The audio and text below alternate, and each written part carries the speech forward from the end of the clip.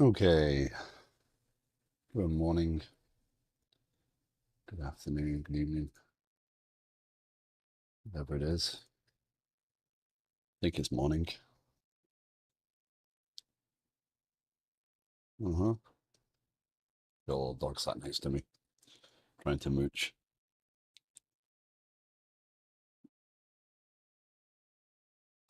Okay. I was playing with the scenes before the stream, just trying to get the microphone set up and stuff, and I must have started the wrong scene. Oh, good. It works.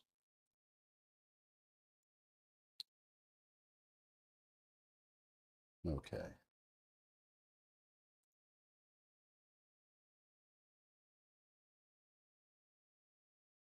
So what am I up to today? Oh yes, this mess.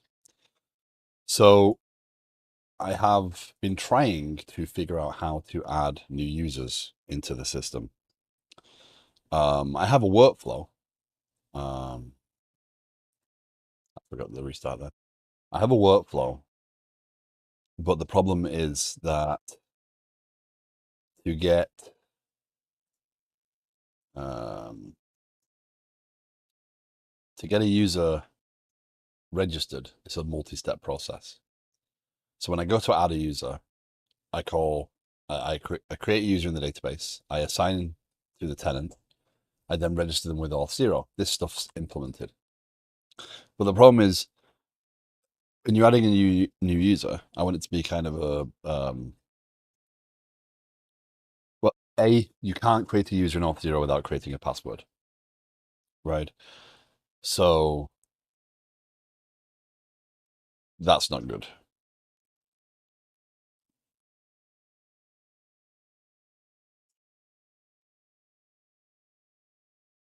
Hmm.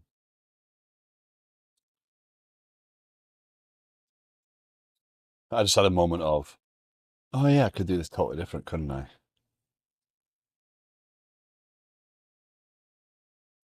I could do this very different and avoid a lot of complexity. Okay, so I'm gonna follow through with my initial design, and then I'm going to talk about how I can do it differently. Okay. So initially, I was going to go, the administrator goes in, creates a user, assigns it to their tenant, and then that registers it with Auth0. Then I would have to go and get there's a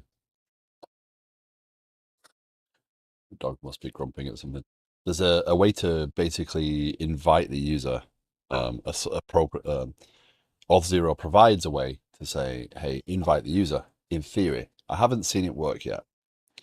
So the way that would work is I go and get an invite reset, or it's actually hey,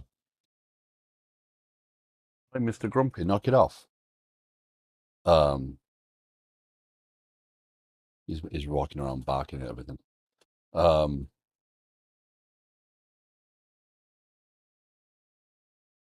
you can invite them to reset their password. That's what I mean by fetch invite reset. You basically created support a ticket that this person can now reset their password. So then my next step was going to be to gather the email template for that reset thing and email them, because what this does is it gives you a link. It doesn't give you an actual email. It doesn't produce that. So you still have to call out to your email provider and send them the email. When they click that link, it asks them to set that password. And right now it shows as a change password screen. So you actually have to do a lot of customization in the change password thing to understand, oh, this is actually resetting the password. And then you redirect to login and update them as verified. But what I just considered is if I just send them an invite, right? So if we do um, this, and it's not even a reset. It's actually send invite, and that link is to my application, right? Actually, it would be uh, one with my little database. I'm trying to clearly define what is my database and what is cloud service stuff. That's why I'm indicating them that way. But if I do create invitation there, right?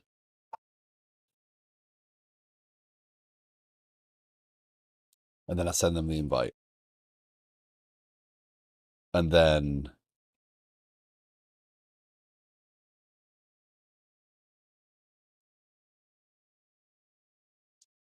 they do that part, then this part doesn't matter anymore.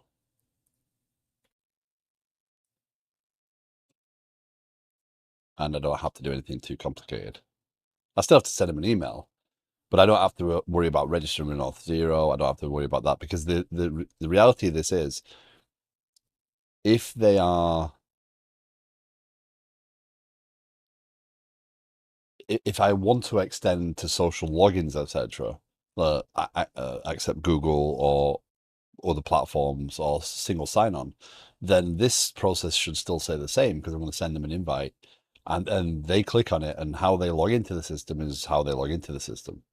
It's none of my business. I don't need to care. I just know that I've assigned it to a user that I've got pending.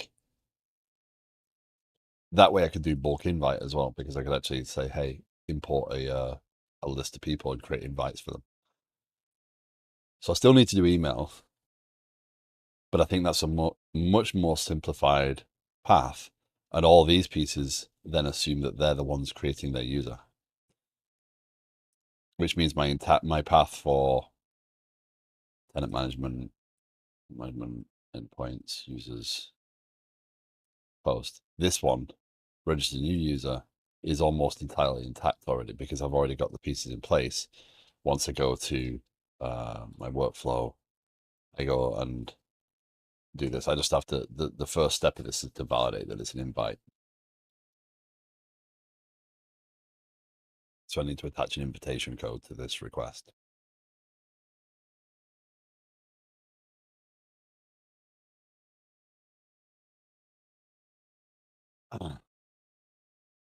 That makes sense.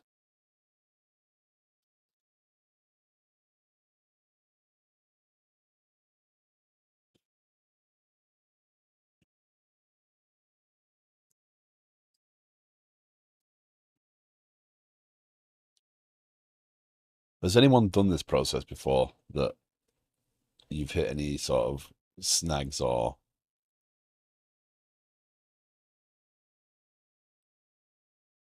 am I oversimplifying this? It feels like this would work. It does mean I have a bit more infrastructure on my side, but it does feel like it should work.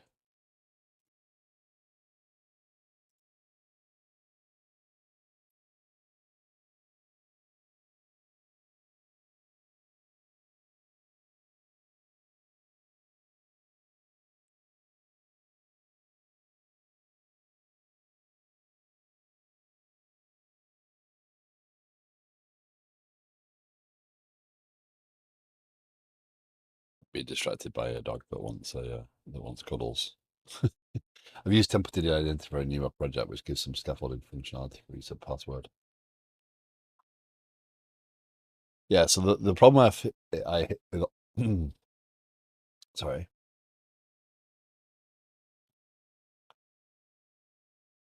one of them days. The problem I hit with Auth0 is I went through their entire API, and I mean, quite rightly as well, they don't actually provide a way of triggering an email or resetting a password. And when you think about how they work, it does make sense in some respects, because they send an onboarding email. They do have certain emails they do send, but then if you want to use your system and you want to provide you want to provide social logins and SSO, etc., I can't send a password reset email, right? I can send a verify email, and I can send a forgot password. I can trigger a forgot password ticket. Um,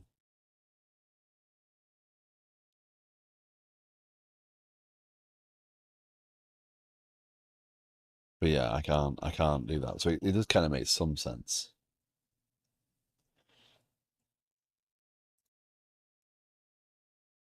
If I can do it this way, then this work is adding the invitation component in and sending the invitation, which, yeah. And then this stuff is done. I just need to pass a ticket identifier in and validate that it is a an actual ticket before I proceed to go and create the user. And that should then work.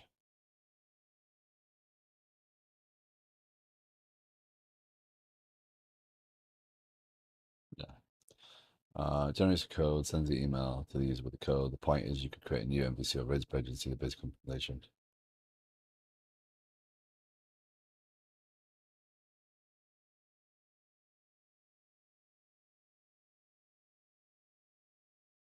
Yeah. Being that I'm not using any of that flow.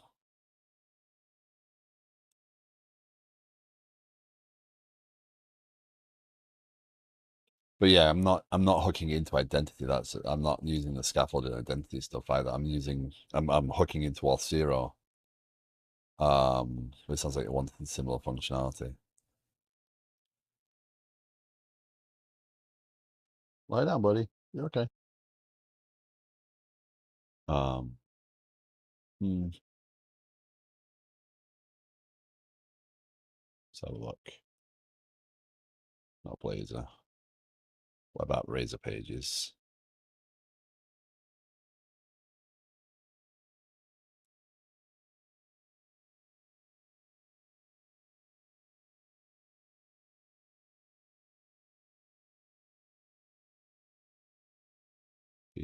That's so interesting.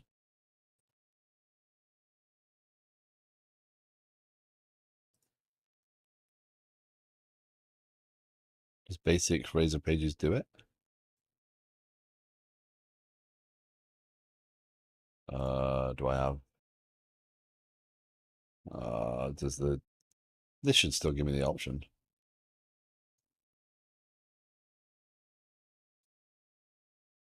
Let's see. Let's see what Rider gives you by default.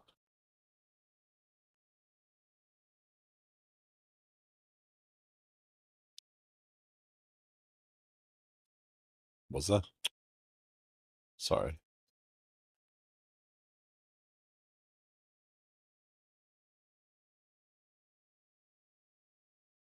Oh, of course it was, yes. Ow.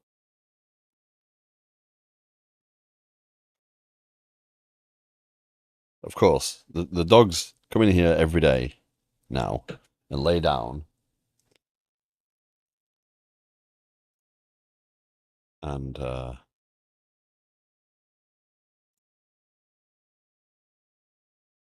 today I give them the chance. They decide that they want to play. There you go. Would lie down. Okay, so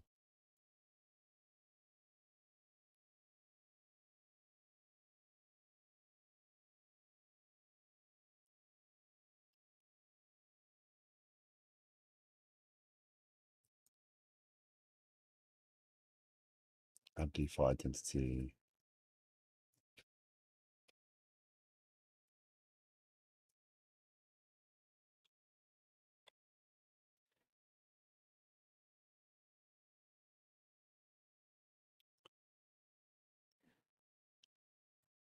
It's funny, I just don't use these tools.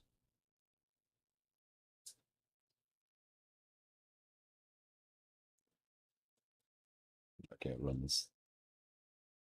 Right click on identity folder, do new scaffold item.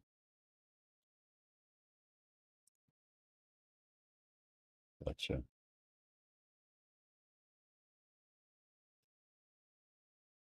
Identity.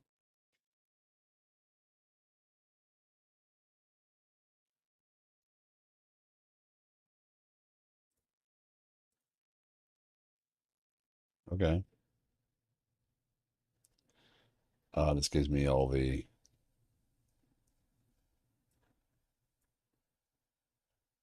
Holy moly.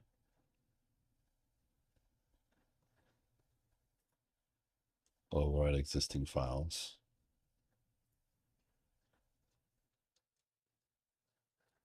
Yeah, I'll go with that.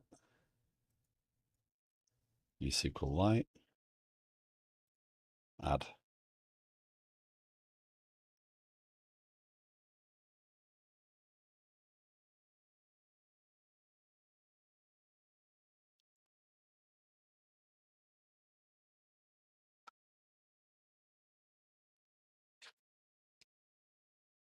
So I started watching a dome train course on the newest one on vertical slice architecture this morning. Well, last night technically, but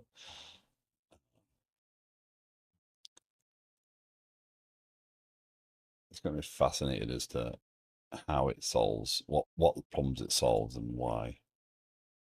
Okay, then you can see the methodology in the CS register.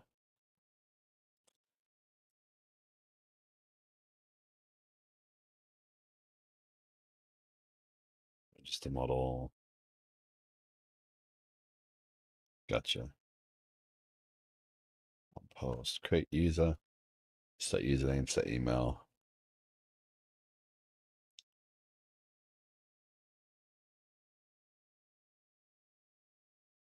Send email.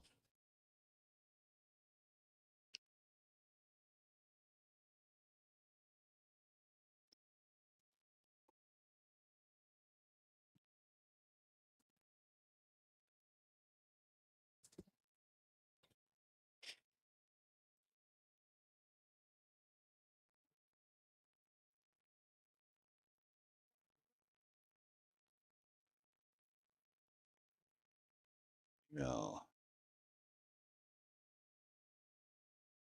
So they click on it. Yeah, so the workflow is I mean the difference is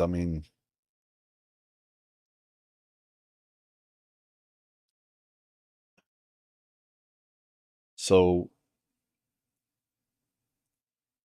I suppose the difference actually is no, break your line. Can't use that.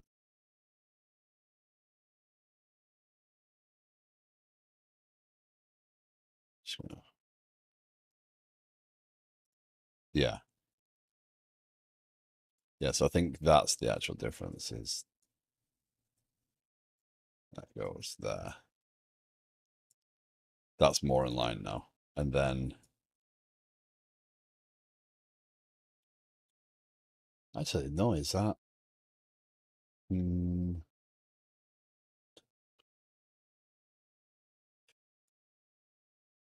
hold on.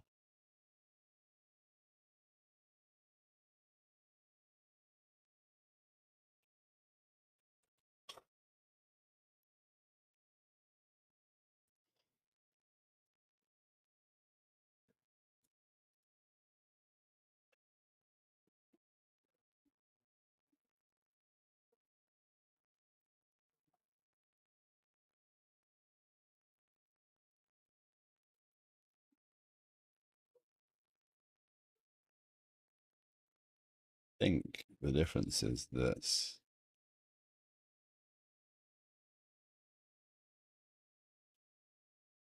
Hello, Rumbling Geek. How you doing? Yeah. So I think realistically looking at that flow, this actually makes more sense from a workflow perspective because it means that I am I forget it does this. It actually is smart enough to understand that I'm flipping on the other side and doesn't go across like so realistically I want kind of confirm. I sometimes think people contact me more when I'm working from home than when I'm in the office.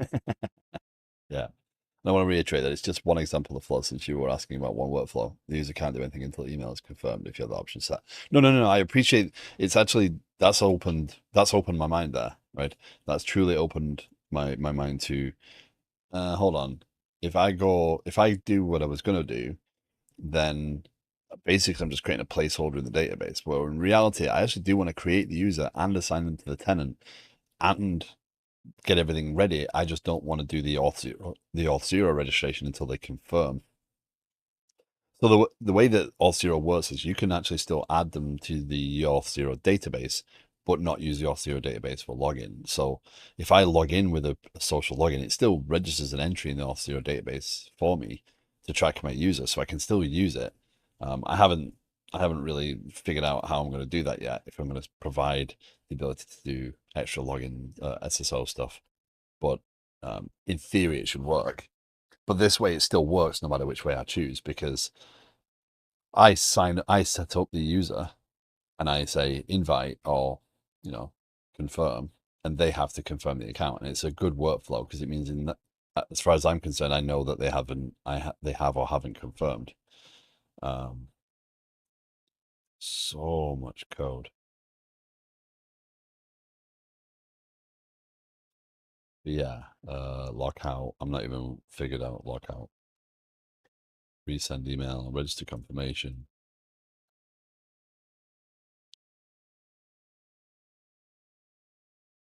Yeah. But no, I appreciate the insights because I don't build these things. Probably should have done in the past, but I haven't done it.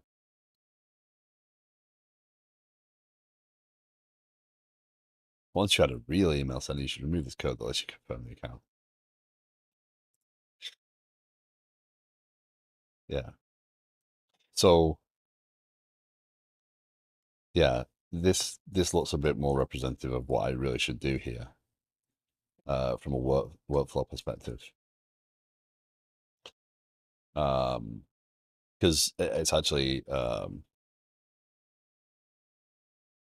I should be brought to a um um confirm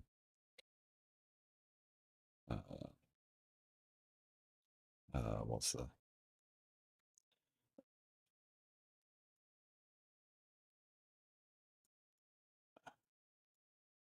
two birds one stone.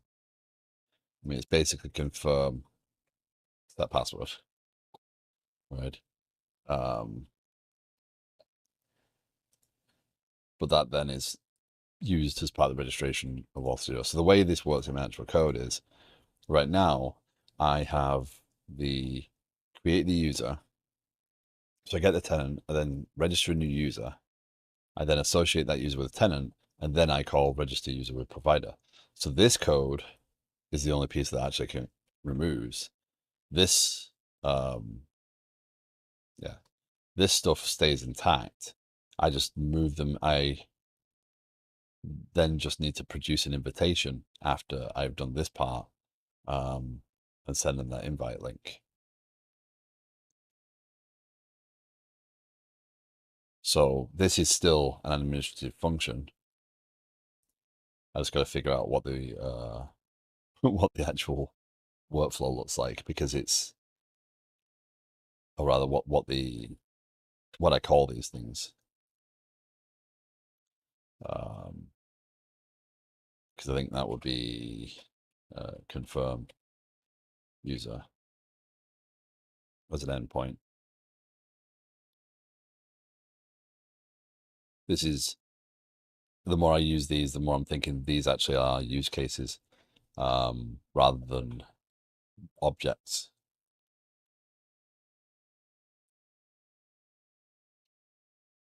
They're kind of a mix of both right this second, but yeah, because register is an action, confirm user. This is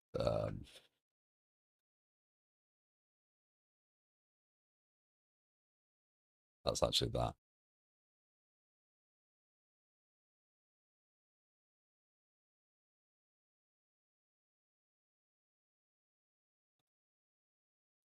that verify there.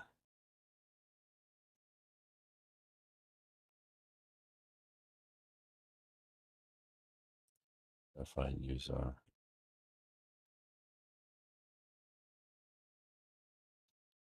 Huh, it's like I almost did it already.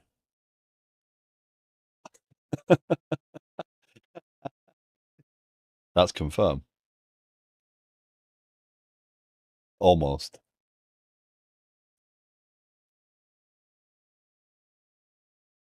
Allow anonymous, yeah.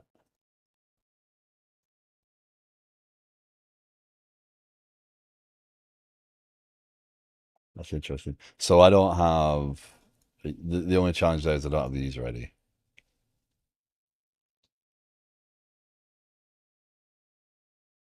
So that's not quite what I'm intending, but it is. But I clearly have some form of tenant user was verified.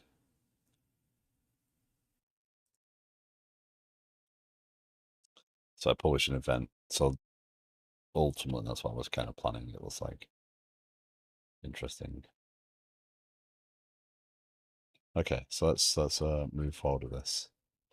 Um, we'll talk about communications later on.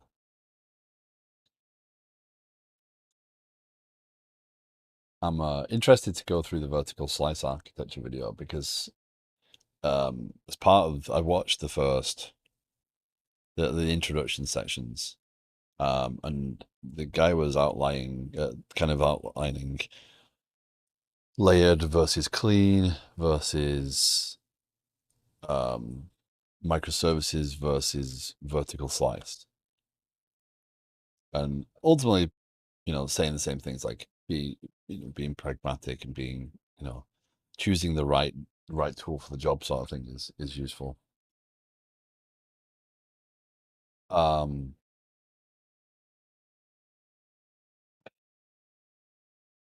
but it got me thinking about what use cases I'm because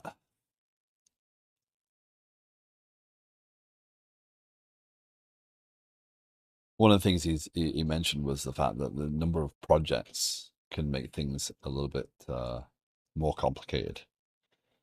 Um,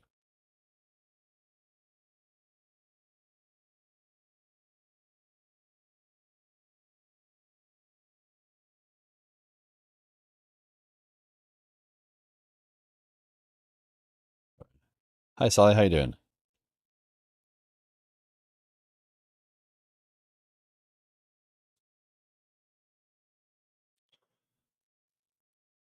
So I'm interested to see how, I'm not planning on saying, oh well, let me refactor this entire code base to something else, something shiny, but I do want to understand um, what I would do differently um,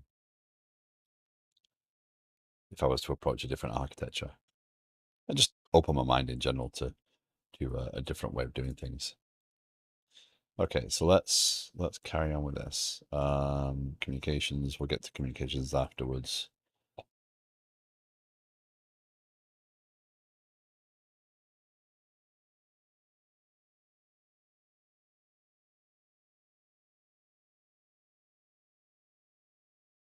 I have started, by the way, to do a little bit of reorganizing of these. One of the inspirations I've seen recently is, I keep building these massive program CS files in the services, and one of the inspirations I've seen recently has been to reorganize this a little bit. Um, so this piece is something I use commonly. So actually, no, is that not what that's not what I want, right? Is it? Did I actually rename that properly? Doubt myself now.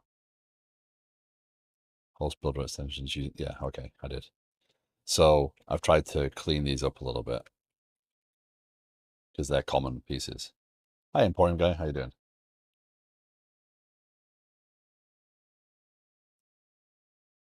Um, I did this. I did this actually on a chat the other day, and I was rethinking it afterwards. I'm like, Actually, I do prefer to do it this way.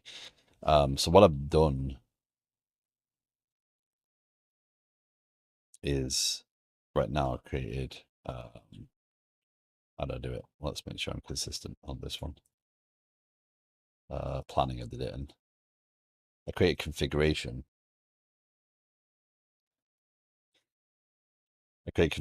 Then I created configuration files for each one. And these are just extensions. Um, Good. Today's a dreadful day. Auth implementation.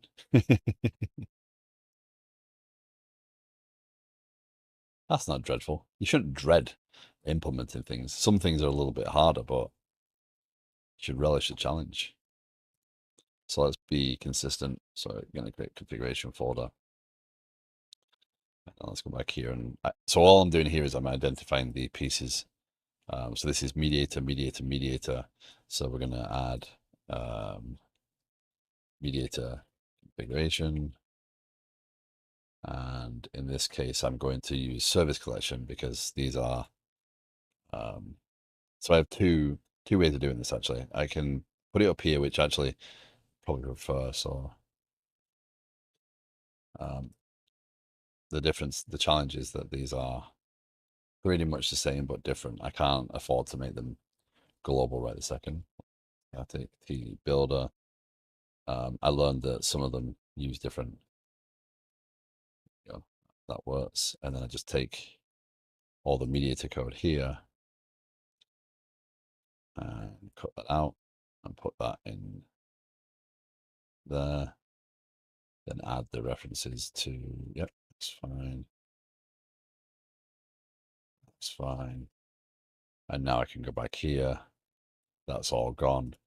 And I can say use mediator. Right. I'm keeping them local where possible. I don't want to make them all the same because there are slight differences. There's differences in configuration. There's differences in all sorts of stuff. I don't want to overanalyze this and try and make them generic right this second. That's going to be more costly. Things like the validators and stuff. I'd have to add extensions on top of extensions, and it wouldn't make it more readable. Okay, so here's Kafka. Okay, so let's do. Sorry if I keep looking around and looking down, etc. The dogs are behind me and they have a habit of chewing everything, so I have to keep my eyes open. Public static to builder. There you go. The AI knows what I'm thinking. Do that. That's that. That's that. Whoever recommended coding blocks to me the other day, the Kafka podcast. There was at least two people. Was it you, One Line, and Miss Ranhorn?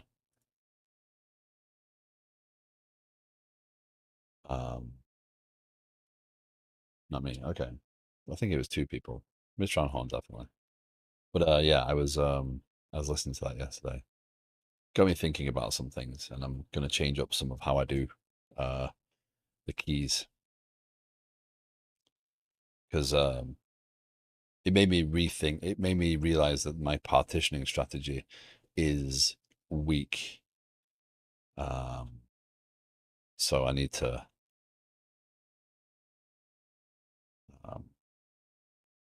to rethink a bit of that.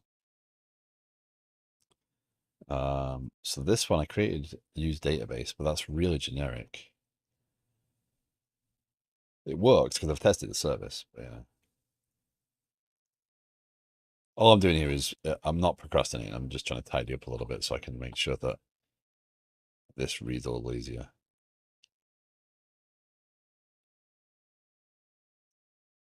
That's the management.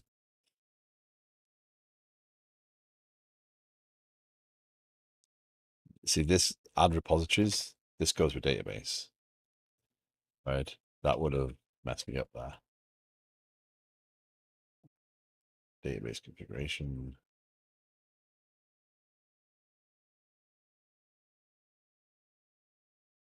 Nice. We would have almost got it as well. So that was dangerous because that could have included context that I didn't have or other libraries. I think that suggested something generic there. And then we go back here and say use database.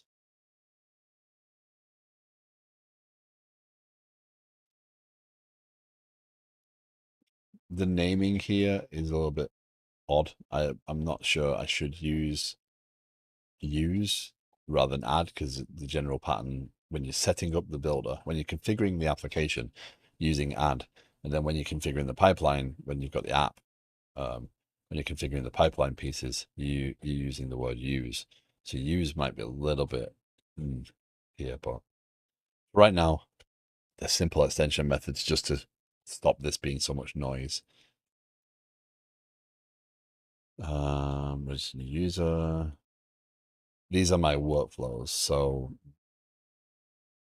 all my use cases that I put them. Right. So I kind of created these. These are my cheats around using mediator. So I can use the transactions. Add authorization, add auth 0. That's pretty simple.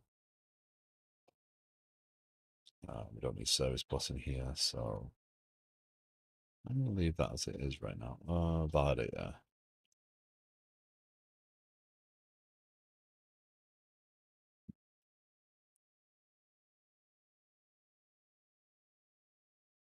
Okay.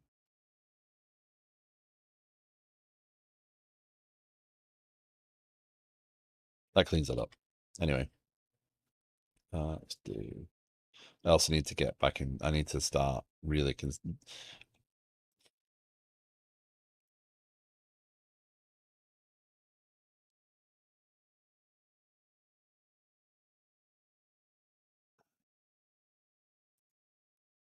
Let's talk about this. There's too much going on here, and I don't know where I need to be yet. So here's what I'm gonna do. I'm gonna delete them. Yeah, I'm gonna delete them outright. I'm gonna go here and delete that. Starts to clean up a little bit. Show diff. I added some random stuff in the end of that, so roll back that one. Okay. Now, nothing's saying we can't make more atomic commits, but I need to get into the habit of making sure I'm committing more frequently. But the problem is when I'm doing something like this, where I'm really not sure about how I'm going to approach something, I just throw code out there because that's just the way I work.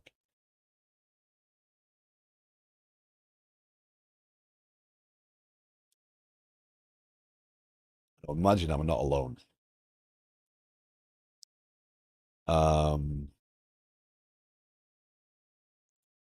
Show diff.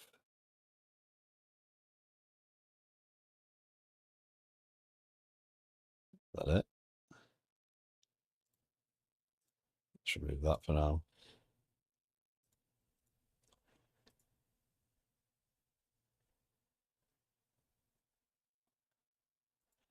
I'll worry about cleanup afterwards. I'm just trying to get rid of the noise because there's too much stuff on the screen, and then I'm going to have.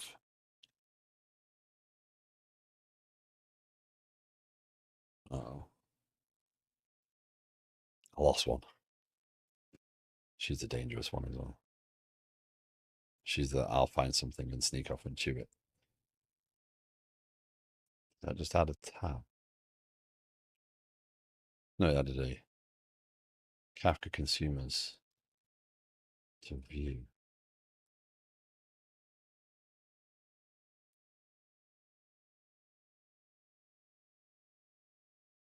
What? Let's roll that back.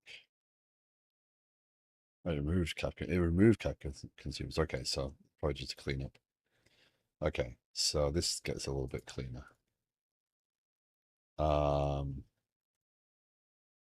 Renamed register folder, folder to register new tenant. We represent use case. Commit. I mean, when you do this sort of thing, there's nothing saying you can't do smaller commits against the things that you've done en masse. But the thing is, it's harder to remember what you did. So that's what I was doing there. I was just removing all the stuff that was unnecessary, stuff that I can recreate very quickly and rethink about. Now I'm looking at this from a different perspective.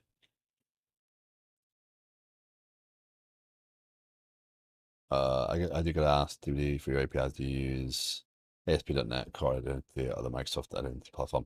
So I'm not using anything there. I'm using Auth0 for my identity stuff. So you log in through Auth0 and I get a token. Auth0 is free. And it means I don't have to mess around with all that sort of stuff. I love that Twitch is asked. It thinks it's a link, and because of recent bot activity, I don't allow links. So unless you're a VIP, I don't think it lets links on subscribers because that's. But yeah. So I use Auth0 instead of anything else, and that's what Wallline was walking me through before in showing me how Razor Pages does identity stuff. There's a lot of stuff in there.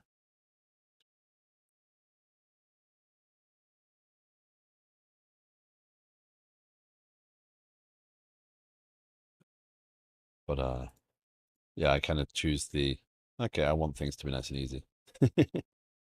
Path. Okay, so actually Auth0 user registry, that needs to go away.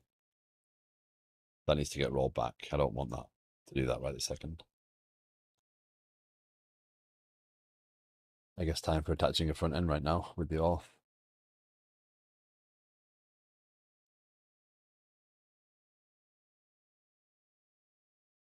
Auth is hard. There's so much involved in it. Like I said, Razor Pages, I believe Blazor has a scaffolding as well, right? Online. For identity. So you can select individual and it will give you the scaffolding pieces. If you want to build it into the application yourself. I don't think that will run. It does, and I really like the .NET 8 implementation. Nice.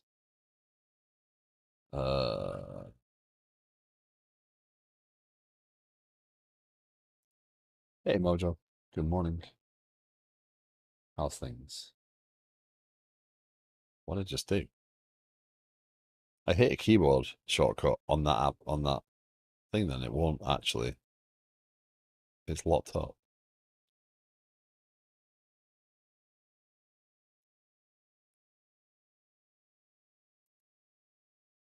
I'm stepping away to get my next cup of coffee. Back in 10 or so. Good morning. Yeah.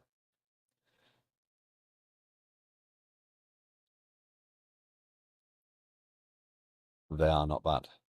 Just tired.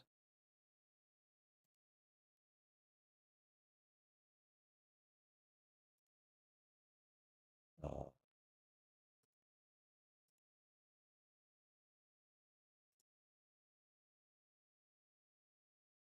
you just take the rider out entirely there.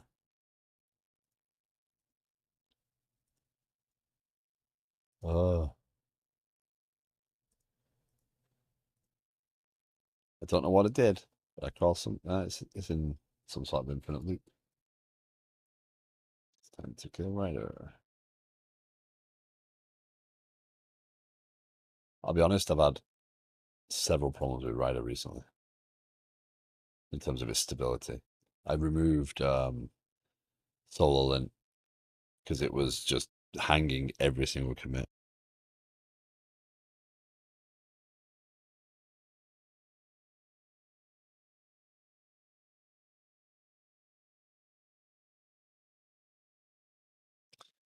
I will be right back.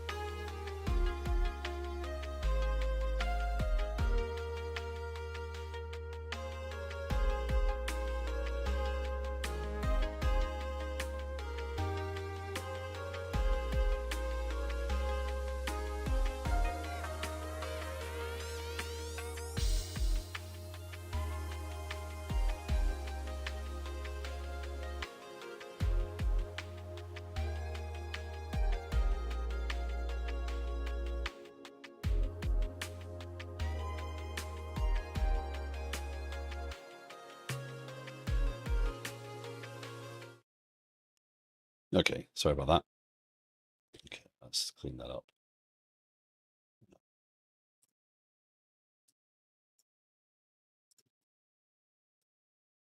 Application one.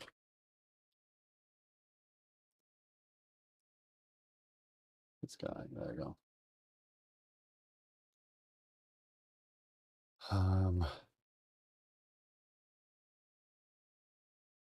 Talk about identity.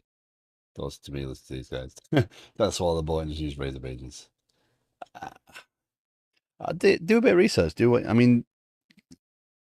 Look at what's simplest for you to implement. Right? Maybe it is an out of the box solution that works right now that you can understand later. There's a lot to understand in it. Yeah. Has anyone ever tried Avalonia? Okay, I want to try it for my next project. I haven't tried Avalonia. Um, it's been on the list of things that would be kind of interesting to try, but um, Avalonia is great. The documentation needs work. Look on Razor Blazer. Morning, Delta. How you doing? Could be one of them days, the dogs.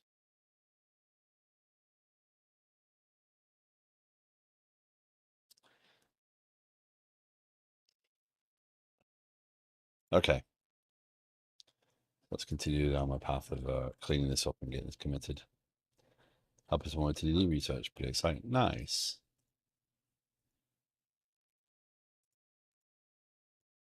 Extensions console.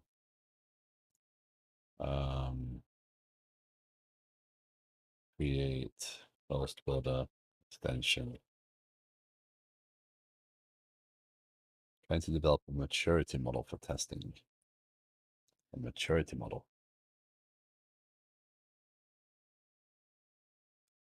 Not sure what that means. Create host builder extension for adding.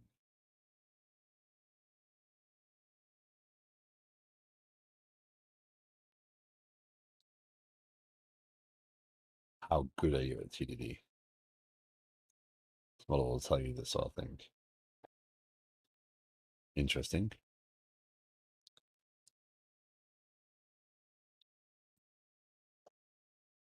How do you measure how good you are at TDD?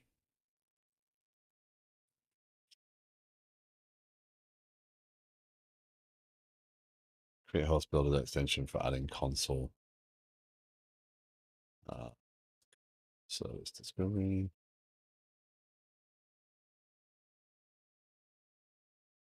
Because that's a very generic piece that I use all the time. When I add a new API endpoint, I use console service discovery and set that up. Changes infrastructure. This is so that I can clean up the Akka piece because we did this previously. Yeah, configure Akka system. So I created the Akka configuration. Yep, I moved it out. I divided it into the practices, need areas. So verbosity, performance, software design, architecture, developability, knowledge, and XP practices.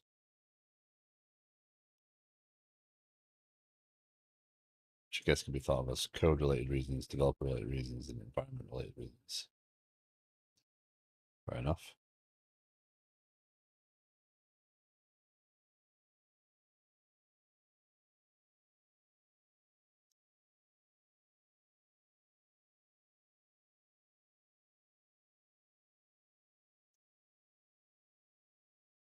Huh.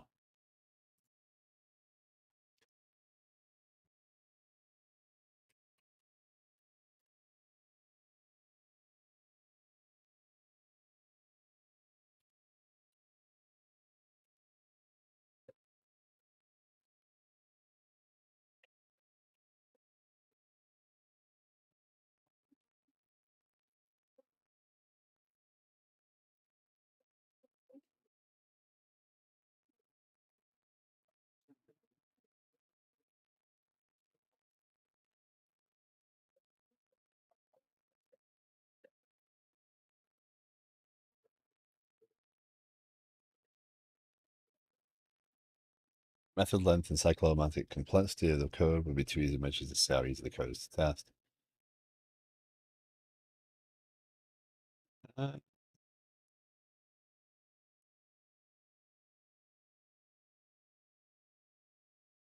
I mean, method length has little. I suppose if you're going for verbosity there, yeah, I suppose.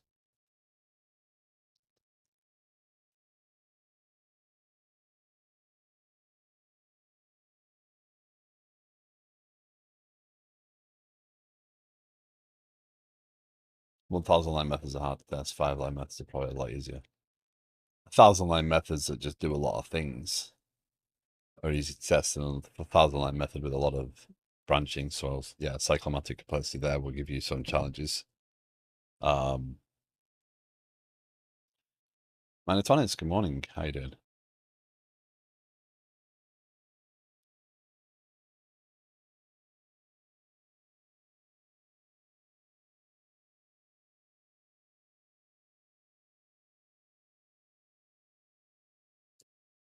Shout out, by the way. So it is Wednesday. Later on will be the grace for the one line stream. Highly recommend checking out one line if you like the app development thing.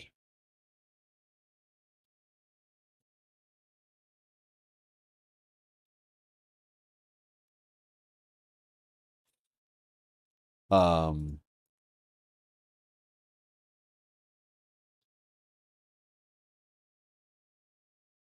so sorry, Delta. I'm kind of on thinking through it. Like, are you trying to measure how good you are at TDD or how plausible it is to TDD?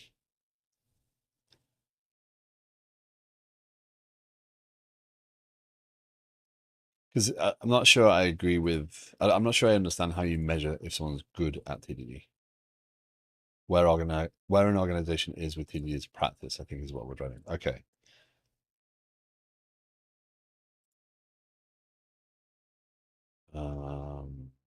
Move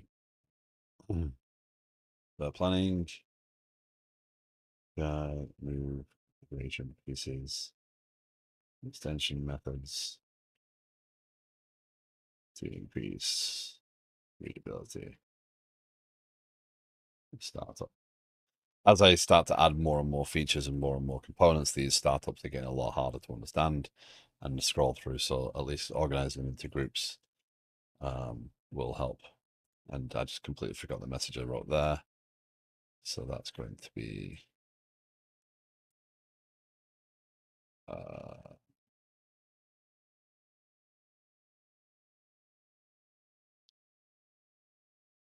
are you doing? Git.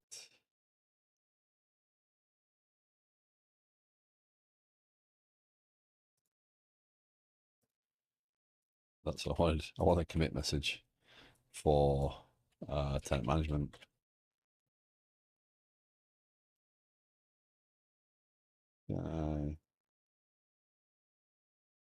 Okay, so we've got a clean start.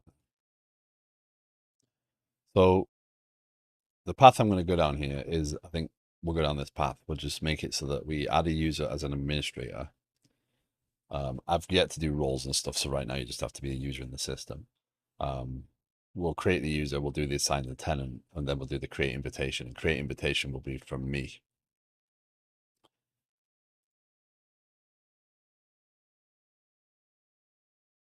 Yeah, I'd be interested to know, Delta, how you are you kind of coming up with a kind of a matrix or an actual are you thinking about actual software to measure? My brain's whirring on the concepts of being able to say how good something is at TDD. So we have some automated tools to do stuff at work. And the problem is the automated tool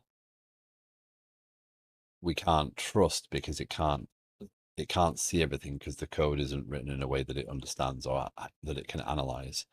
So you have to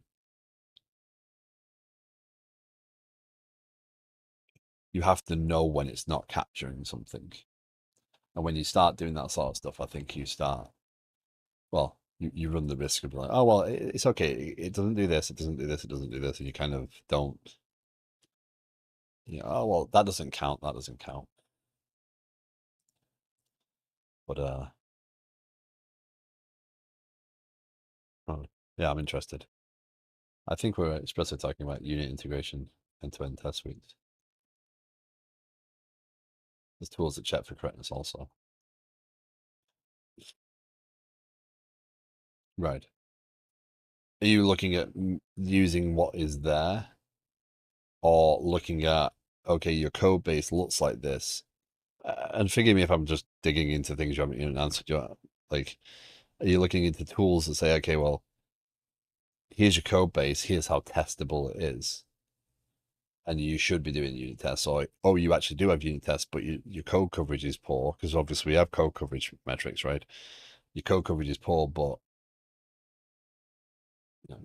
again, code coverage can be cheated. Another obvious item would be a slow test suite. If your test suite takes an hour to run, it's not going to be TDDable.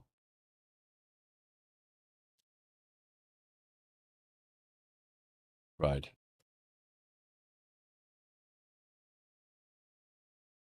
Yeah. It's code coverage metrics, basically how many lines of your code are covered by the test. You can just turn off the pieces you don't want. So, anyway. So for anyone new to this part of the stream, right, if you joined for other streams for game dev and stuff, this is an application I'm building for product management, or agile project management, as I put it. I'm building a tool to allow planning teams to gather requirements and produce stories rather than producing stories and teams kind of following them blindly. I want to kind of create a path of gathering the requirements and producing information, and also providing visibility into that, so through alerts and notifications, etc. So I've been building this platform for 10 months, and I'm moving into the adding another user into the system, which might seem kind of an obvious step, but it's I've not had to add a new user until now. So, but I need it for testing of the notifications pieces. 20% code coverage is really bad. Once it's over 80%, you're doing some form of test after TDD.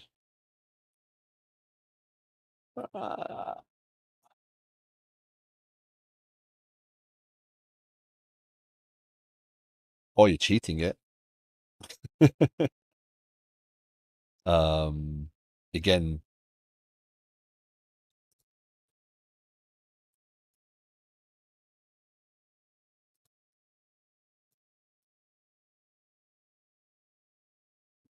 clear off. Yeah. Okay, so the way this works right now is we have I hit 100% on a bunch of files when checking, well, checked for TDD. 100% is an impressive metric.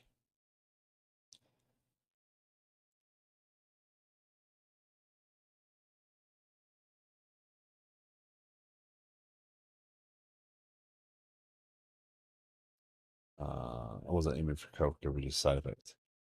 And I actually think it should be a side effect. I think code coverage should be an afterthought. It shouldn't be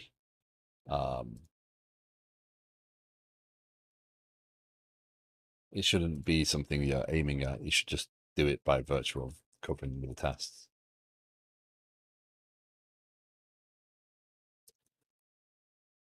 Okay, so what we need to do is let's call this register new user. Right. Which is what I'm actually doing. So we're registering a new user, and in here we don't want to do this part.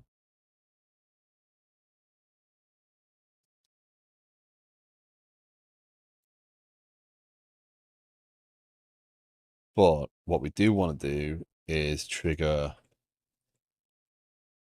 an invitation. So next question, email in your system Do I make it a separate component? Do I send an email from within the same path? The rule is you can add production code without a test. It's hard to get untested code in there.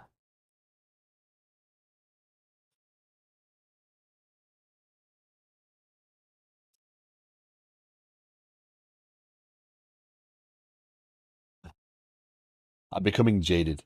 I believe that there's more developers that are lazy or happy to do the quick thing than there are the developers that care about doing the right thing.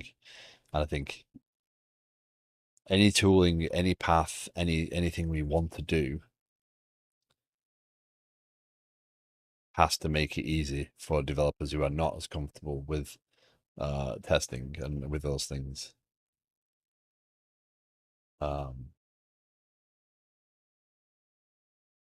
I feel called out. Okay. Anyway, anyhow, off to work for me. Good luck all. Delta, have a great day. Take care. And thank you as always. Delta does stream from time to time, by the way, if you get to check him out. So always focused on this sort of stuff, talking about this stuff, and building carters and things like that around this sort of stuff because it's he's very passionate about this stuff. Um,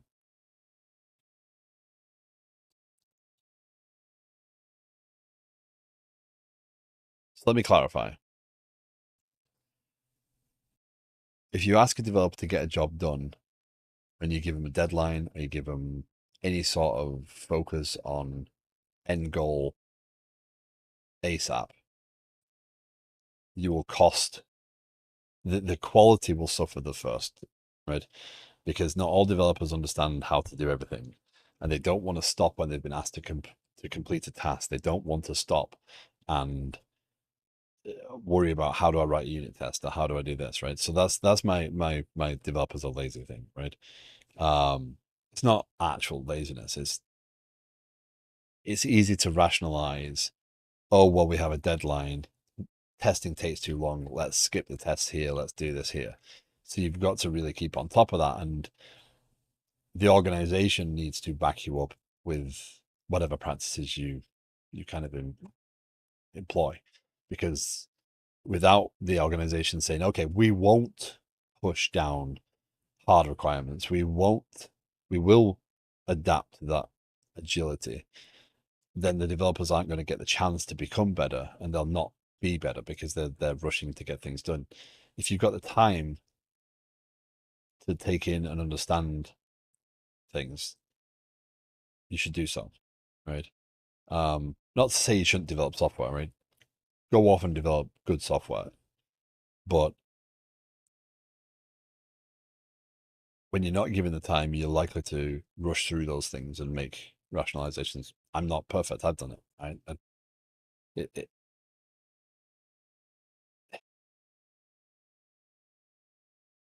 it's going to happen. No code base is perfect.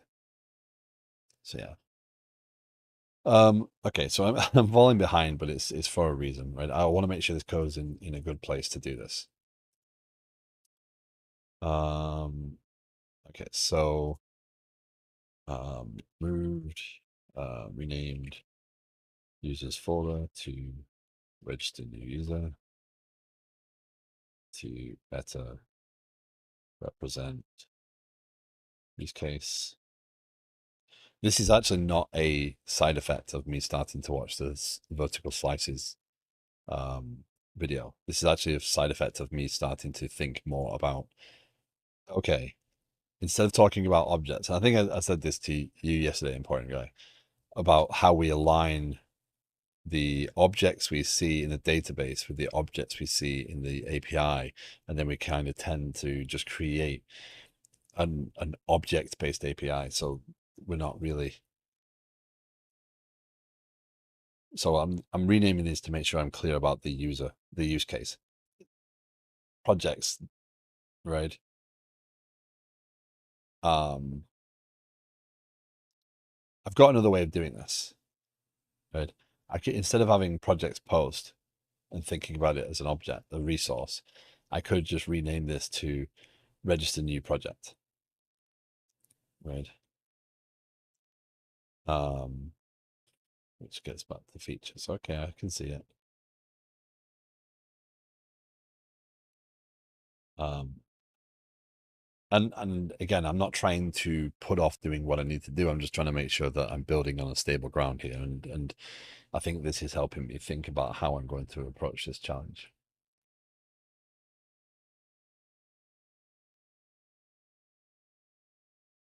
Because if I go with register new user, register new tenant, confirm user, etc., these then there's no necessity for a folder structure here. I just literally have the these become the things, right?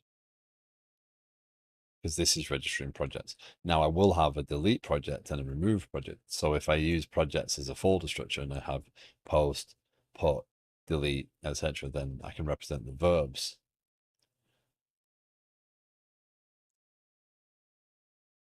Starting to see it. Okay. Refactor this, adjust namespaces. Yeah.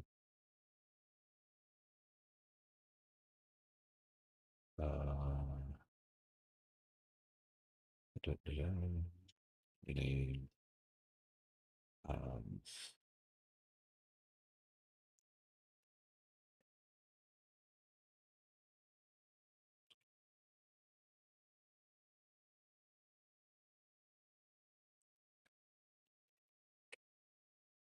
Gotta remember when I'm doing this that a commit in there, if it goes in the history,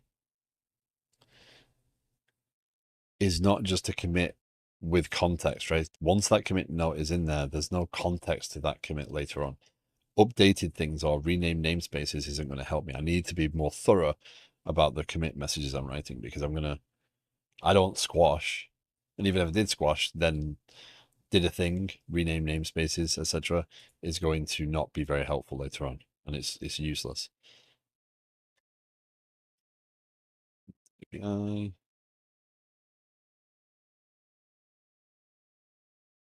And I could amend the previous commit and do all that sort of stuff, but I think it's better as I could also squash these later.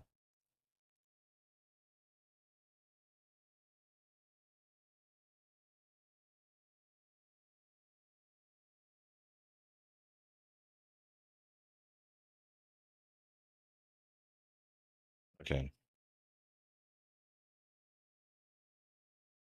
So I think we just go and do this thing. So the way this is going to work is I'm going to say register a new user. I am not going to pass in this information. That is completely not required anymore.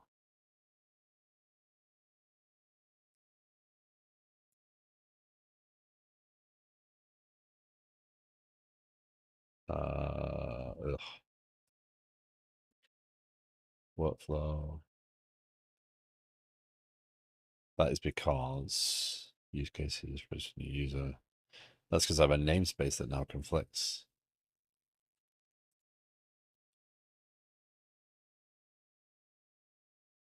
Um,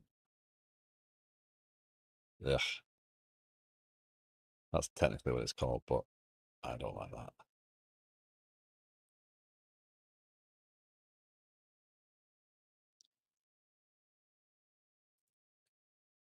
Uh, um,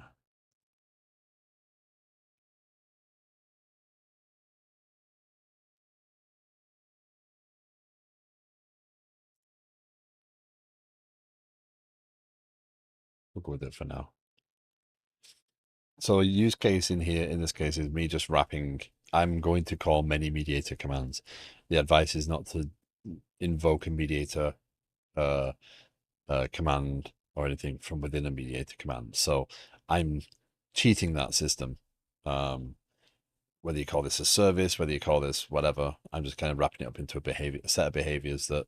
So the overall thing is to register a new user, but the the acts within register new user are fetch the tenant, assign create a new user in the system, assign that user to this tenant, and now it'll be publish an email, right? So it's a workflow or a use case. I kind of prefer workflow. I was originally on workflow, but I then renamed it use case, and it's not really a use case. Well, it is, but it's not. So I have no need for passwords because the purpose here will not be to actually set the password. The purpose will be to register the user, get them set up. Again, create the user, assign them to a tenant, then create the invitation, and I send the invite. And then when I've got that email, I can confirm. So my hope would be by the end of this stream, I can actually get that email sending, but we'll see. Which reminds me, I need to make sure Papercut is running. So let's go here. Okay, so this is /services. Oh, SQL Server, Redis, RabbitMQ, Papercut, Mongo, Kafka, console. This is Fleet, yes.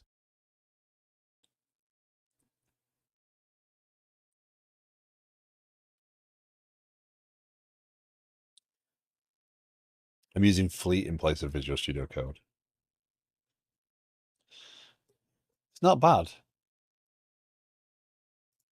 It's got some features that I like.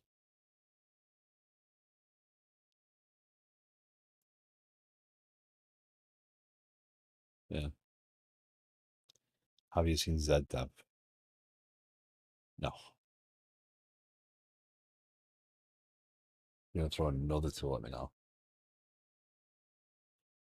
High performance multiplayer code editor. The creators of Atom and TreeSitter.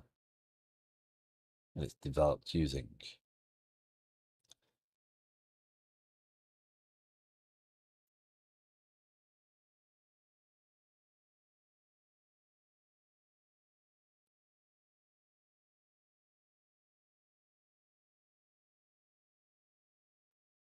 built like a video game.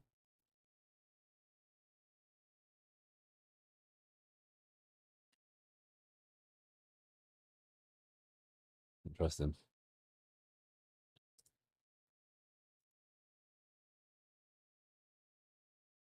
It's a text editor and not a pseudo IDE like VS Code.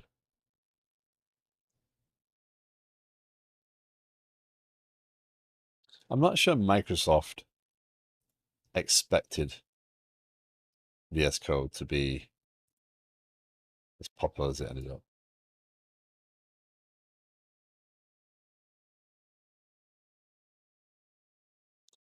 Hungry Hungry Hippo. I don't know how I feel about Fleet. I have a love-hate relationship with JetBrains. Fleet, I'm not sure. I'm not sure what purpose in an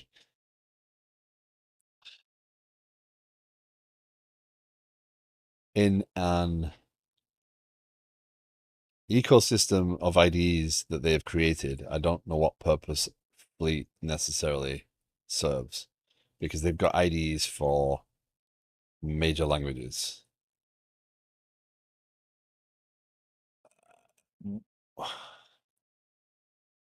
Um, I'm still mad at Microsoft for sunsetting Atom.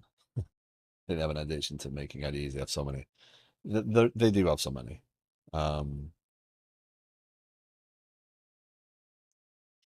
So I started up Visual Studio earlier on. Actually, I was checking out that course and I downloaded the sample code and it defaulted to opening the solution in Visual Studio. And it took ages for Visual Studio to start up. So I closed it down once Visual Studio opened up and I hadn't started Rider because my machine had restarted. I opened up Rider and started it and it was there instantly. And I'm like, that's why I use Rider. It's so much quicker for certain things. And it just feels cleaner and more usable. So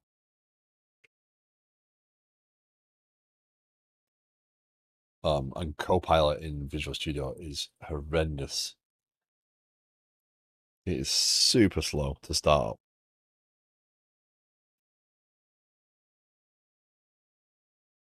Anyway, okay.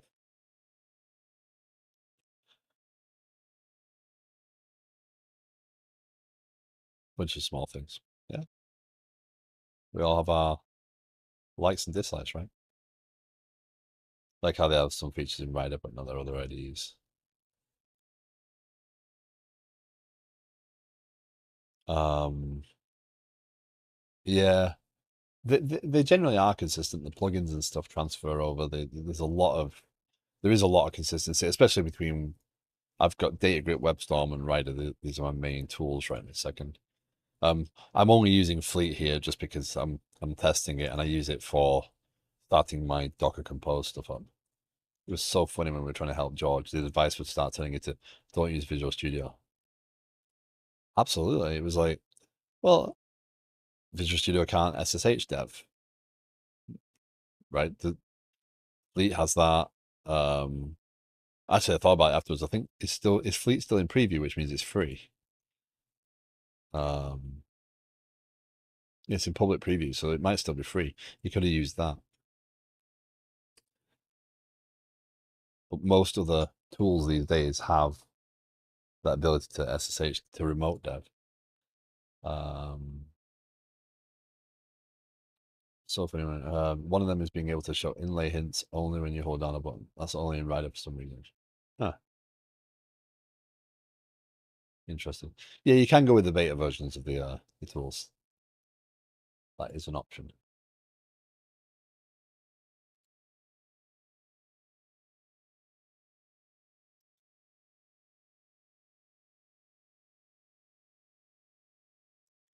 Okay, so this is the part I don't want to use because this is the part that actually would allow me to complete the registration of the user. So what I need to do now is I need to create a table in my tenant management that is for invitations.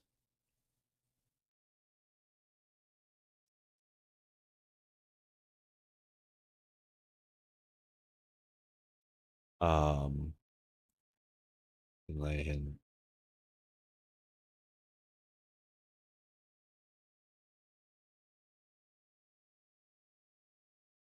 inlay hints of these, right?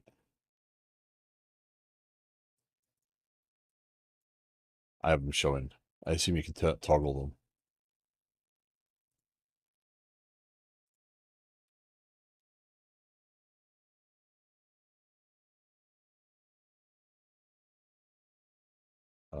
Inlay hints.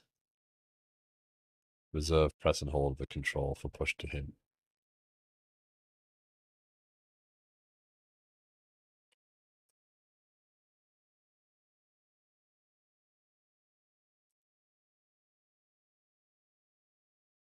Gotcha.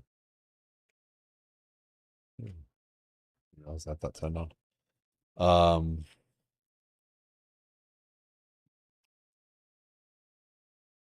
okay, so let's go create a table. Oh, you've gone wild now, data grip. Yeah, you've gone.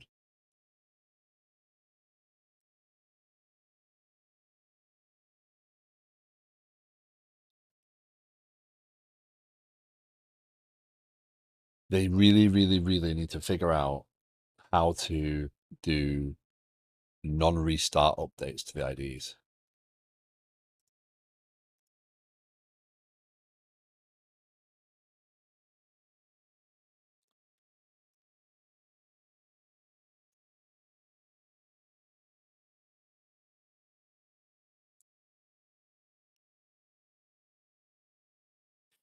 One dog just wandered away, sorry. And sometimes in Rider, in WebStorm, turning off an inlay hint option doesn't turn it off. It's these kind of issues that get on my nerves, but it still works better than VS Code for me.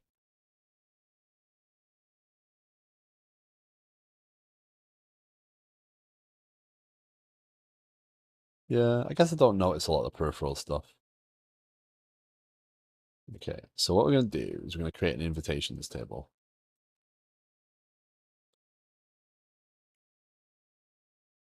Do I want to create an invitations table? Pardon me. Yeah, you're going away as well.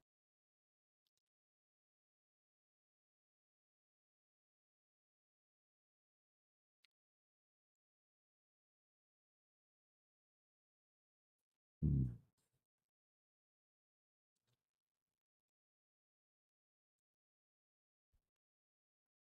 The database explorer is so good. I love that um, Data Grip exists as a product, but the database explorers in the IDEs also are Data Grip, essentially. I still want to try this as well. I want to have a look at Kudona, or Kuda, how we pronounce it.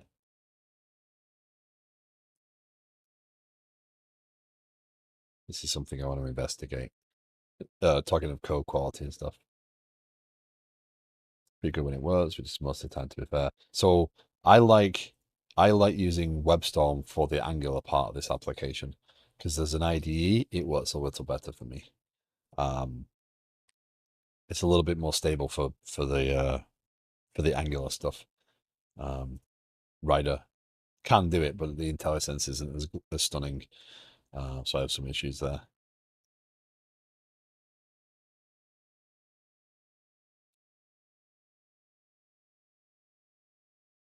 What I'm pausing on here is I'm thinking, do I want to create?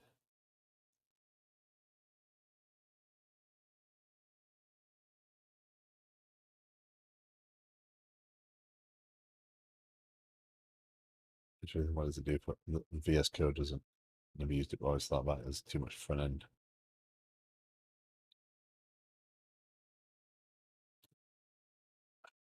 I mean, for me, just WebStorm is it's my JetBrains style, my Rider style IDE. It just gives me,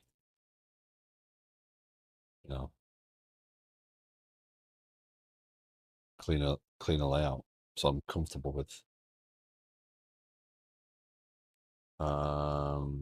Kirill, I'm afraid English only. I apologize.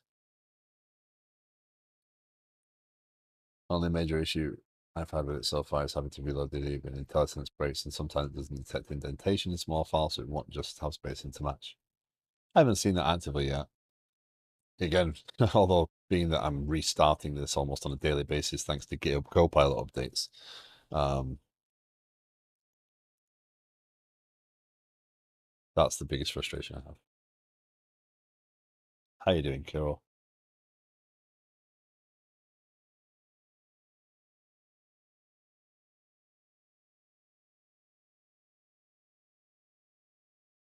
So let's get this done. What I'm thinking here is I'm going to create a table for invitations. So I'm not going to blur. I'm not going to. I could add an invitation ID or something like that on this, but I'm not going to do that. I'm going to create an invitations table, and that's going to tell me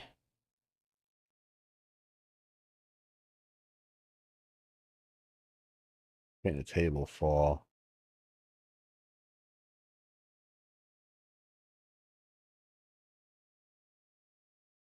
Yeah, I'm going to create an extra table because I'm going to do it this way. Um, uh, User invitations. It's going to have an ID column, not null, identity. That's going to be the primary key. New column. This is going to be user ID, int, not null. Expiration. We need the code first. Code. It's redundant to call it an invitation code when we've got user invitations. This is going to be Envarka. Let's go 50. I've noticed IntelliSense is slightly better on some things that require plugins and VS Code built into WebStorm. True. I haven't noticed a huge difference between WebStorm and VS Code when it comes to front end stuff. It's mainly with C# and other back end languages that I know it's more of a difference. Yeah, you can. I could stay in WebStorm. I could stay in Rider and develop both the Angular pieces and the C# pieces. I like having WebStorm open for just the Angular pieces because then I can focus it on the directory structure of the client app. I don't have to focus on the entire application stack. So I can do the C# in Rider and do the Angular stuff in here. Yeah, and that's why the IDs are the individual IDs with the customizations per the language are better than like I've been tinkering with Rust. I've been tinkering with Go and stuff like that. What about Vim? You can turn on Vim mode in these if you want to.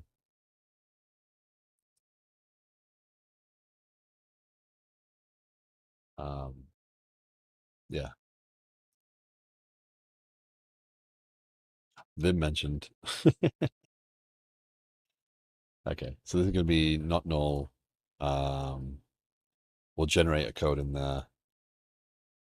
Doesn't have to be anything fancy. And then we want this. Using the Vim motions plugin writer is pretty great. It's made way better than the extension. Yeah, I just don't have enough will to do anything with.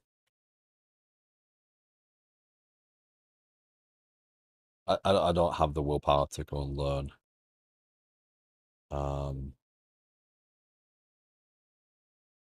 How to use just my keyboard. It's just not something I'm interested in doing. Can I do that? Let's see. Hijack my collapse all hotkey. I wasn't having a good time. 15 minutes it took me to figure it out. Let's see if that works. So I'm going to do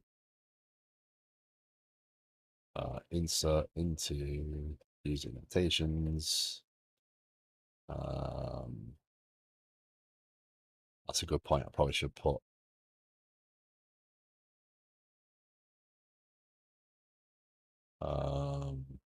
they added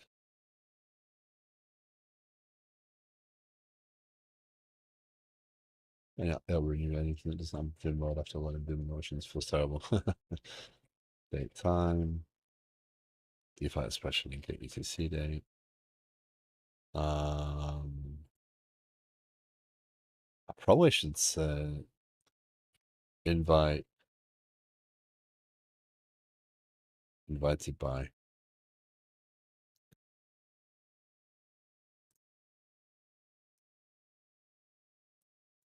Yeah, insert into user invitations. User ID, code.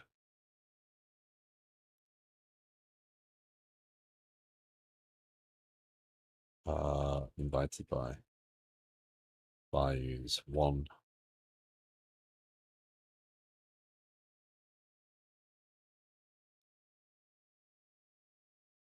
Nice, it does work. Okay.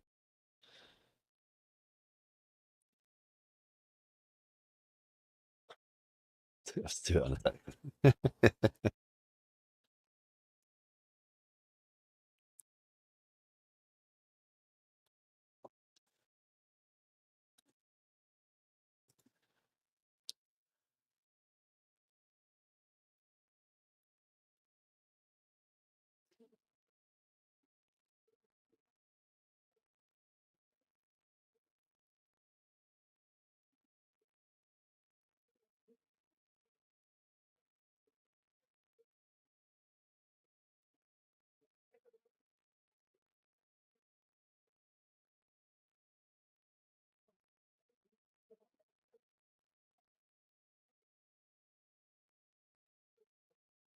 Yeah.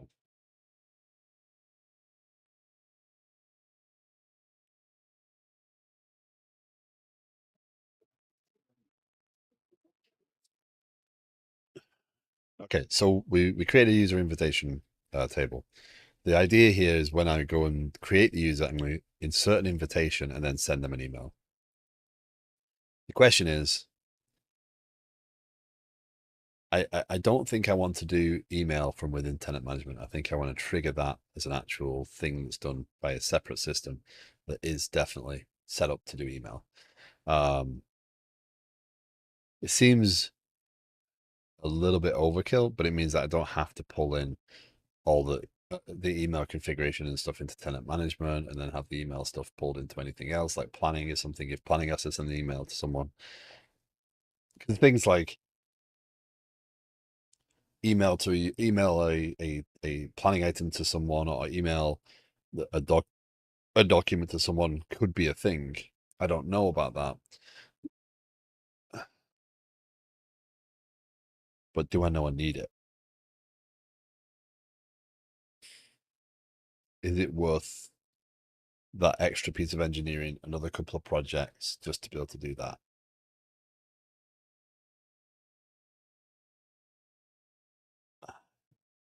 So my pause here is because I'm thinking about, well, if I introduce it here, it's a lot harder to unwind later.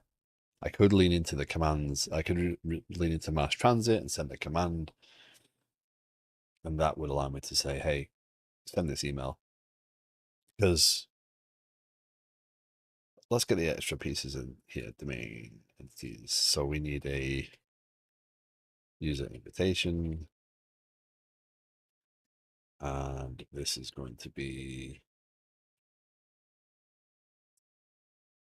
is it an entity base? It is not an entity base, this one. It's not an entity base. Public ID, public int user ID, public string code, public date time expires, no expiration,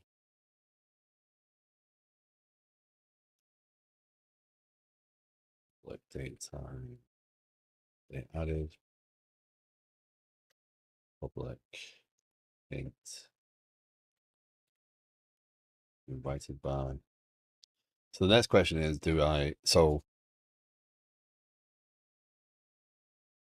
do I expire this? Uh,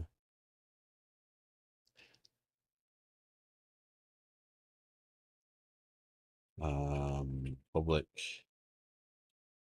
virtual user ID, user, sorry, going to what? Look, thank you for the look, Mojo. Appreciate it.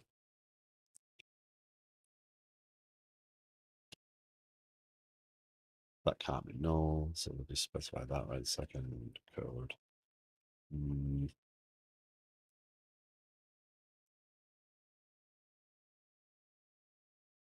Interesting.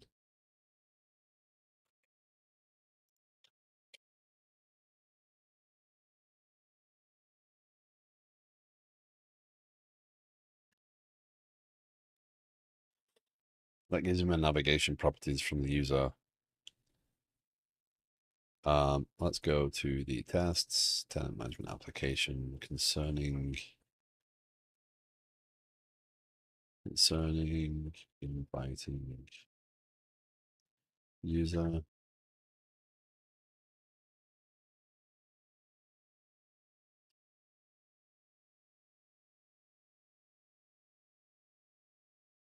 Registering user.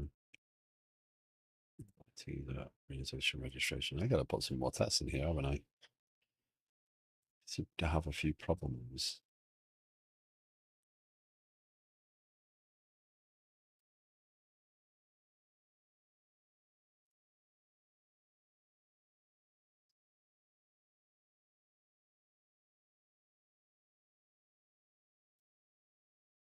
The structure's in there, but I've not got tests in for a lot of this stuff, which is a problem. When user does the writing that does not make sense, because the user, I'm not going to send an invite to a user that doesn't exist. It's just not going to happen. This isn't going to get reused right this second. There'd actually be no benefit in doing it this way. Um,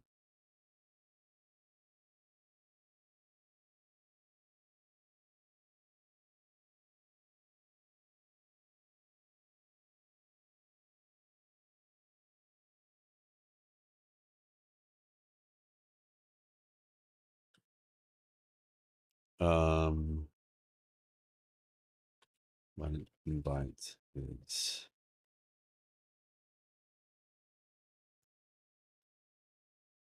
Uh-oh, I think GitHub went down. What?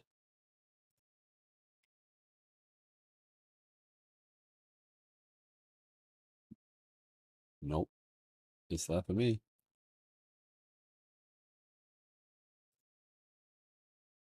Yep, it's running.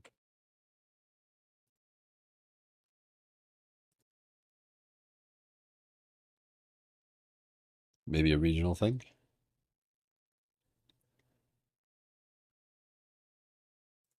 That'll be a regional thing then. Whereabouts are you in the world? An invite is created. That code is set. Okay, same as me. Uh, so yeah, you might have connectivity issues. I'm navigating through my repository.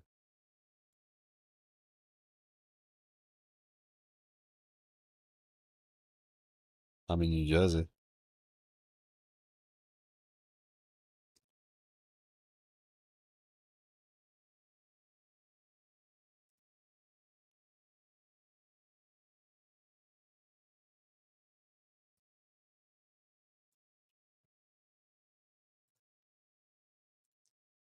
Okay. Code is set.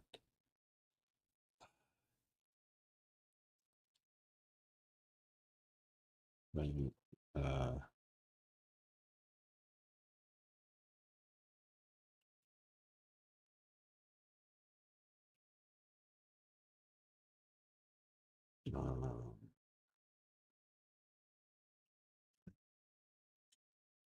is set.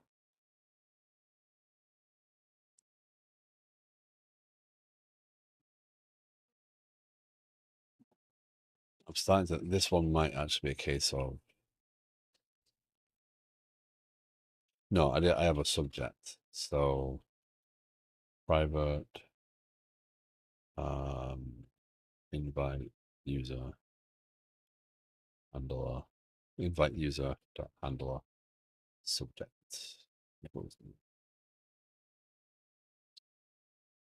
What's on my phone without my computers? Huh. Any other sites having issues?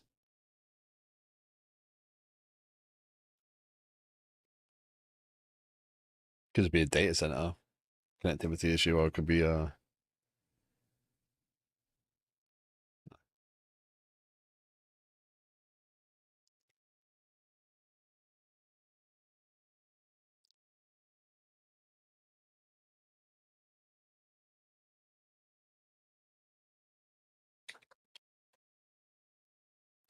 Okay, so let's do that. Create type, public.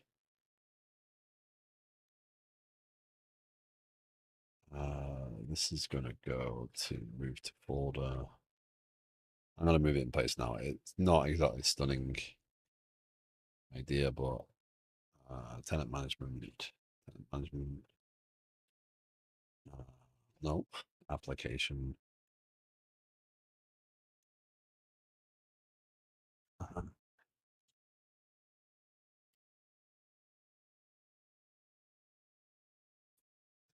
Users. I'm hoping that, but if I continue watching the vertical slice architecture, because I've seen Nick Chapsas and this developer that's doing the video so far, um, they have some opinions on how to name features and how to structure the folders. I'm looking for some insights because I've seen a lot of people suggest aligning with use cases, but it's weird when you're so used to thinking about things in terms of a data model or a singular action. Figuring out how to term things as a use case doesn't quite come as naturally as I would hope. So I'm kind of hoping that as I go through that course, that I'll get a little bit more insights. Nick Chaps has mentioned.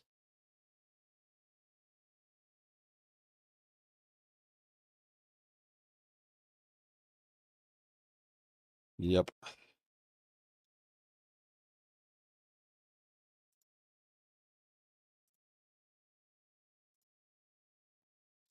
So for me, it's more about figuring out,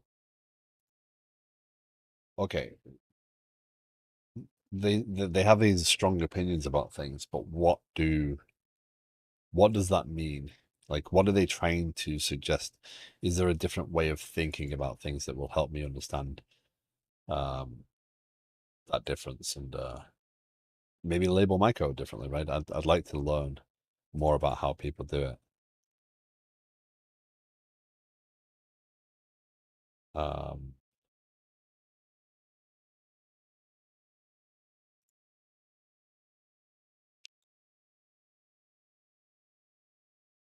okay.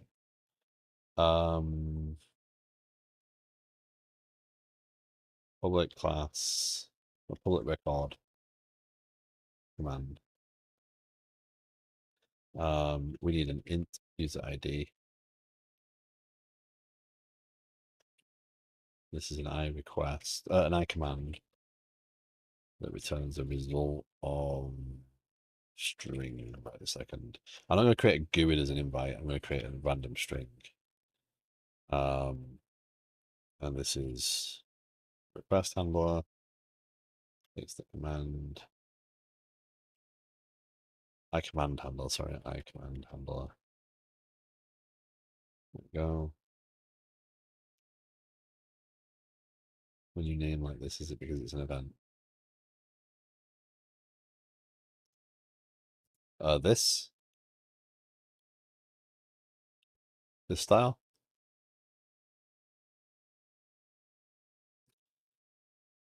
Yeah, right. Yeah. So that's just my preference for when I'm naming unit tests. So the unit test is going to be, here's the scenario. Some people will do public class when creating invitation, right? Some people might not even go like this. They might do, um, they might, their tests would be structured very differently. I kind of like um, a slightly different pattern with my unit tests. That I prefer the facts to be just the assertion and not the arrange and the act, so that there's not a bunch of code dumped in your tests. Yeah. Also, this reads a little easier when you go to if you run the unit tests.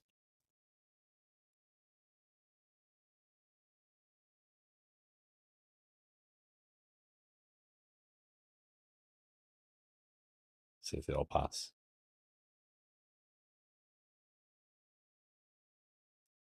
So if I run the unit tests, when you're looking at this, changes application concerning comparing objects, when comparing an enumerable of GUIDs, when comparing an enumerable of nested objects, when comparing, right, the test, breaking it down like this, it reads to me a little simpler. And also, if you didn't know, in in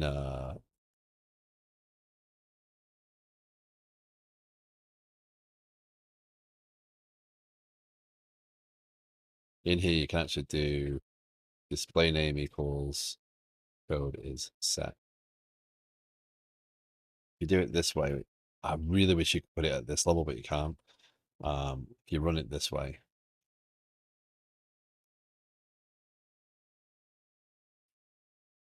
it'll actually remove the underscores there as well. So if you use an X unit, at least, you can actually get it to say code is set rather than actually having the underscores at all. But to me, that reads a little easier. I don't generally put them in unless it really doesn't read that easily. Okay, so what I'm going to do is we're going to create arrange act. And again, I do this because it's uh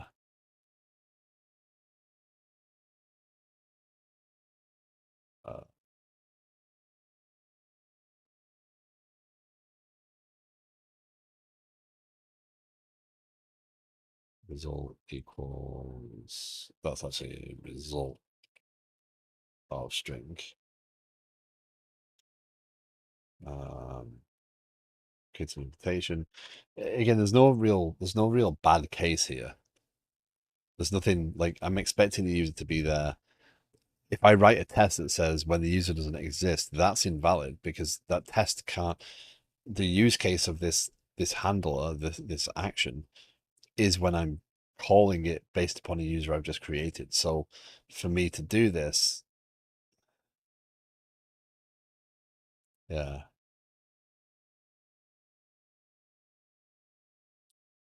okay.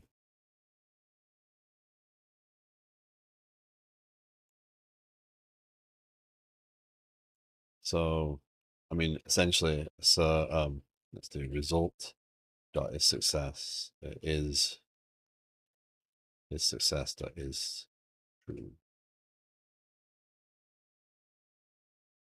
So you're indicating that you wouldn't have a user should exist kind of test. In this scenario, I think it writes a lie to do that because this handler, this invitation thing can or should only be called when a user does exist and I'm inviting them to the application. The scenario that might occur is if I try and register the user again. Maybe I haven't covered that yet. I haven't gone too deep into these pieces. These are all kind of malleable. But I don't think in this case I would write a unit test that says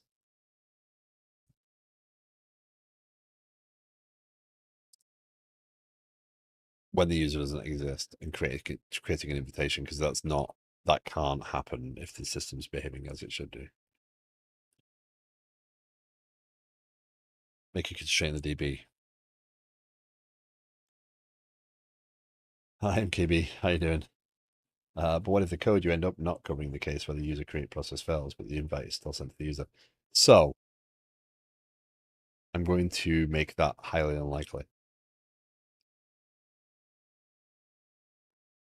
No, if the system is behaving as it should be, the tests help document the code. If you start writing unit tests that document behaviors that shouldn't be, you're actually telling people that read the code that that can happen, right?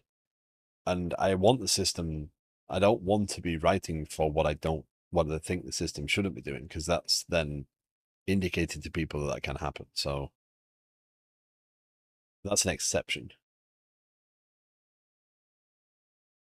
Now, what I should do is, as I get more into the logging and the analysis side of the project, is I should make sure that my logging and my exception handling is in a good place where I'm confident that if something does happen, I would understand why it happened sooner. And therefore, if this scenario exists, I can verify it and write a unit test that says that can happen at that point and yeah, strengthen the system. I don't want to be writing for scenarios that shouldn't happen. Be defensive. There is an argument for both. It does add ambiguity for flows, but as the system grows, that should not happen. Sometimes happens regularly. Right, but I would rather code for that at the point when it happens and I don't understand why it happens. Right. Um, rather than write it ahead of time, because then I'm not a defensive coder.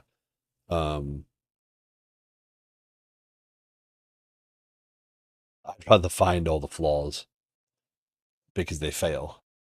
Um, so yeah, it's just the approach, right?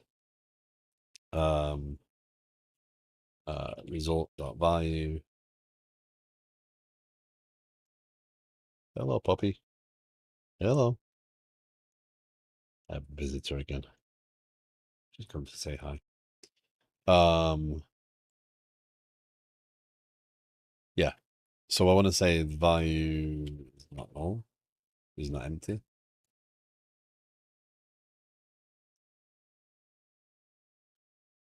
That's the first test I want to write. I'm thinking about this unit test because actually it does need to test a few cases, so I might actually change up how I do this one.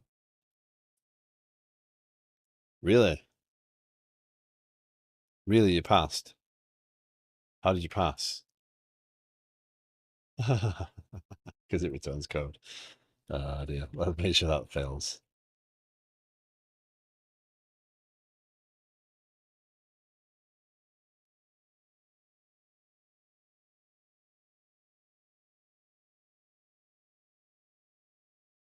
We've got method not implemented, and now let's put that back.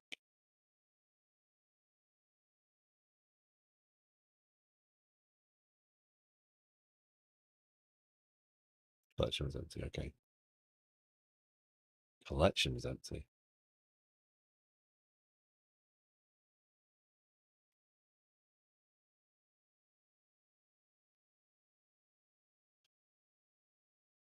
Because that's a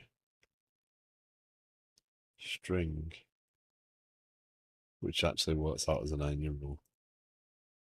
Yeah.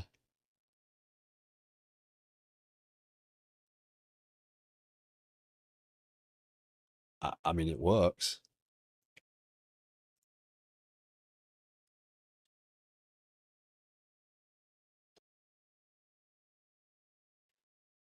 Let's go with it for now. So the other case I'm trying to think of there is basically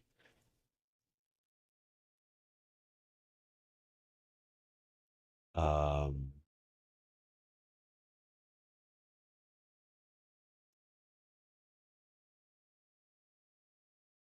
I also want to guarantee that it won't generate the same code twice. But that's not testing this specific handle, that's testing whatever I use to do the code generation. So one line to your point, by the way, the create process fails, but the invite is still sent to the user. So the way I'm going to handle that part is in this register new user use case, right? What I'm going to end up doing here is I'm going to say, actually,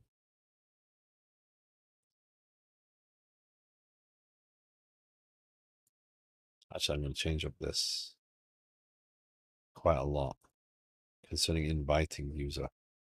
I don't need to return the code here. Yeah. Okay. I'm going to make this do the invite. And what it's going to do is it's going to create the new invitation. And by creating the new invitation, it's going to register a domain event.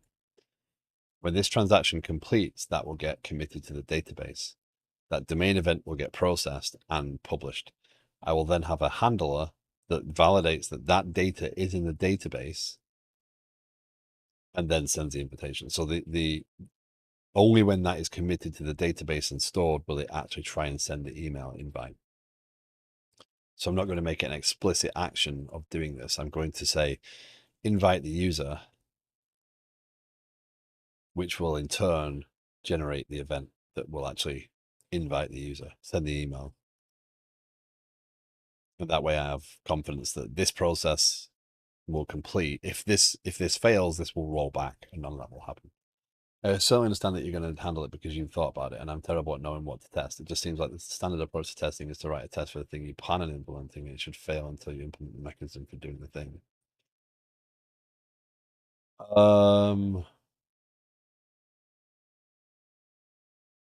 I mean, no, I mean, I subscribe to writing the unit test for the behaviors that I'm building. So if I'm trying to do TDD, right? That's not outside. Sorry, I got to check on something quick.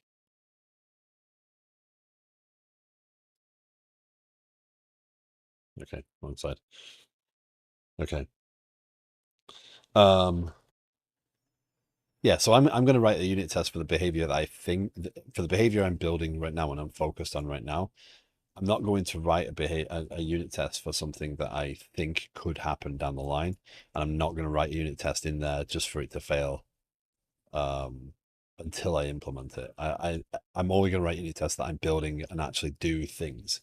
Because again, if you consider unit tests as the documentation of your code and start to treat them that way, then you should only write what actually does happen into unit tests. So,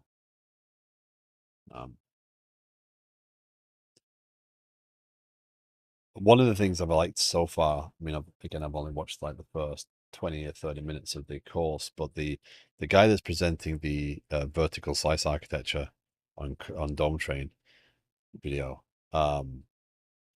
he's several times just mentioned this pragmatism. It's like there's no perfect architecture, there's no perfect code. There's things we do, there's things we have different opinions about, and kind of what I say, right? The whole it matters more that we're consistent within the code base and that we know how to maintain it than it does to worry about does it fit? Does this architecture work better than this architecture? If we're comfortable with an architecture and it solves our use case. Yeah.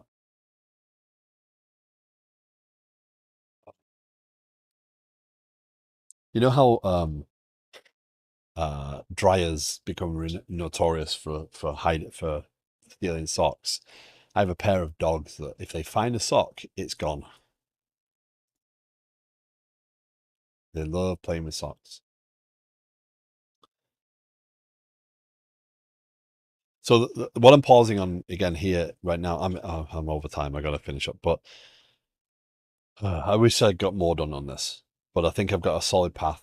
Thank you, One Line, for the suggestion to look at the implementation. That really did open my eyes a little bit and make me think about this differently. I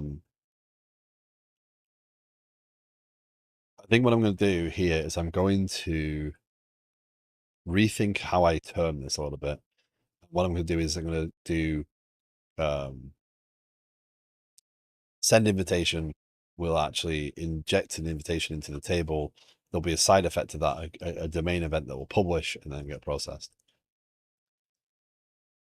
And then I don't need the code here. I would still argue, and I mean, this is in a discussion kind of way, that this is what I'm asking about. You're going to have functionality that ensures a user exists before even sending the code invite email thing. So the test for a user must exist makes sense to me because that is part of the documentation. In any case, just considering that these things, so I can learn more about the testing.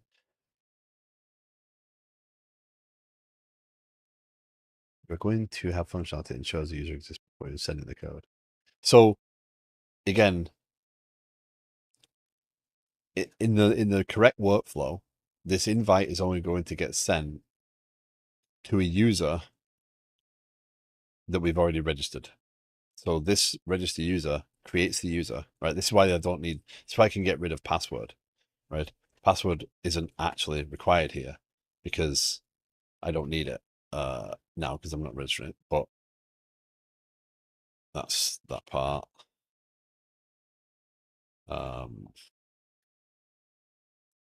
That's fine.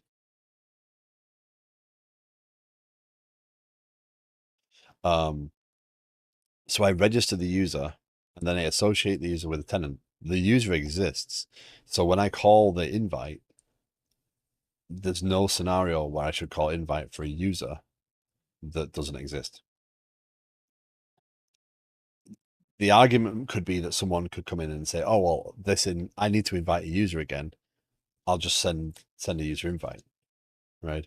In that case, if they use that outside of this process, it should fail outright. That's an exceptional case because it's not actually as it's intended to be used. If at that point they need to check if the user exists, then they would have the unit test in for the user should exist, right? So that code itself should not have I gotta rethink this as well. That this code in here doesn't need to say does user exist right now because the user exists. I'm being passed the user ID. Right? So I shouldn't be being passed the user ID for a user that doesn't exist, right? So it wouldn't be upon this handler specifically, this behavior to actually validate that. If that user doesn't exist, because this failed or whatever, I'd have returned a conflict and failed out of this process and actually rolled back any attempt to change. So again, if I can't associate the user with a tenant, it rolls back the users roll back, right? This transaction complete never happens. So from a unit testing perspective, yeah, if the scenario exists where the user must exist,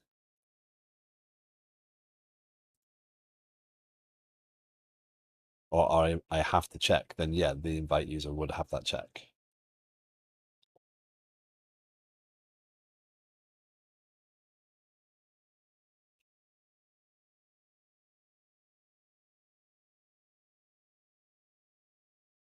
And this is the sort of stuff I like to talk about, right? This I'm not seeing this as any form of argument. This is we might have different views or different actual perspectives on the same thing, and having a discussion about this stuff is very valuable. My unit testing practices aren't perfect, right? They're not very solid. There's definitely some holes. But again, am I confident that I'm testing the scenarios as they stand? So yeah, but it's why I sit there and debate, and rather than just writing the code, I sit there and debate about it because it's useful to kind of think through. Just go through, yeah, yeah. That is that's perfectly fine. I love doing it. Okay, so that being said, not as much progress as I would have hoped, but some progress on my understanding. So that is a positive. Um,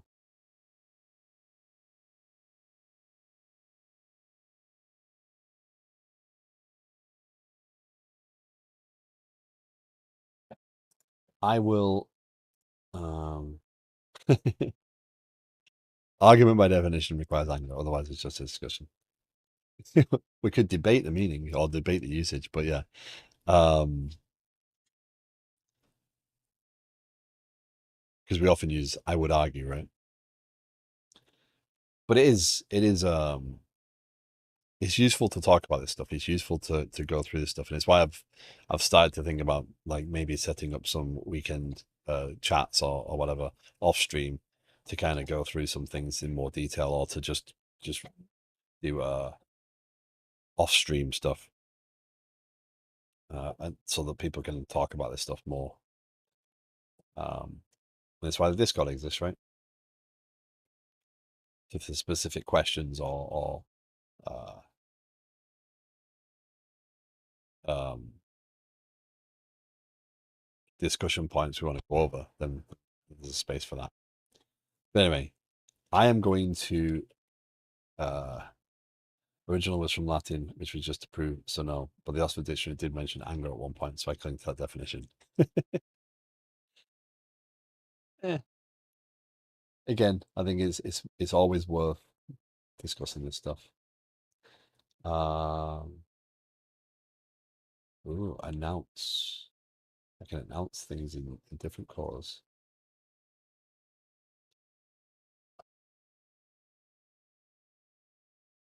Okay, yeah. Don't forget later on, one line will be streaming, and then let's go raid. I'm gonna take you to a game stream, um, game dev stream because well, there's not a lot of app devs on at this time that I know of. So let's go raid sorcery. I will be back tomorrow continuing on with this. Maybe I get some of this done tonight so that I can actually make some more solid progress. But basically the goal will be to get the email sending out, and then we'll have this working. And yeah. I'm pausing and slowing down because I'm scared of the over engineering that I'm likely to do. Morning Trap. No worries. Thank you very much for joining. Thank you very much for the conversation, and I will see you all later. Sorry, Zeke. Hello. Take you over to Sorcery. Sorcery is developing an amazing looking game. It's a great place to hang out. She's a very positive person, so it's really good to be. So take care all. Bye.